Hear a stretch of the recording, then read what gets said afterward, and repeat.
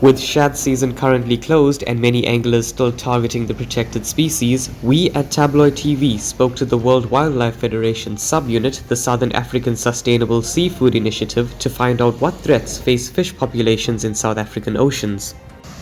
Parvatri Pillai, the manager of the subunit, joins us on Zoom and said South African fish populations are decreasing dramatically and the Department of Agriculture, Forestry and Fisheries are not doing enough to curb the alarming declination.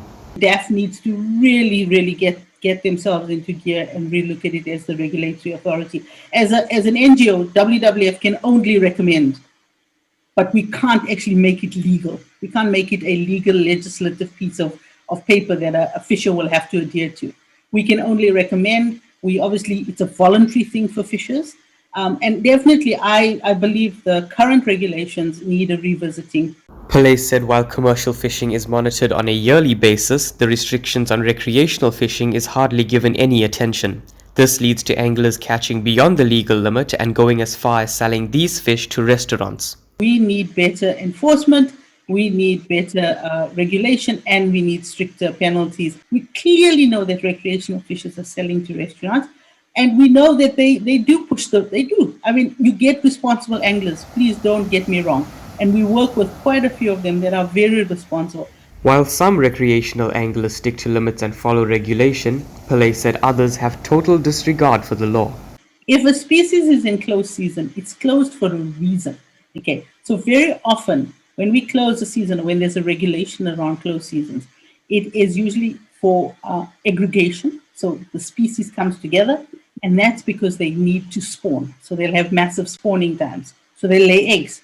So when you catch fish during closed seasons, you're disrupting that cycle.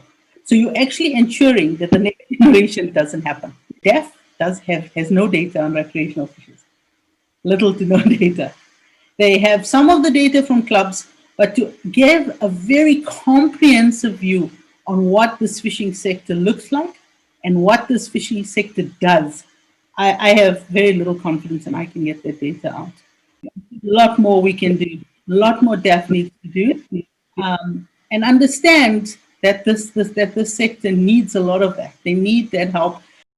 Multiple attempts to secure an interview with the Department of Agriculture, Forestry and Fisheries were made. However, the department's media liaison could not be reached.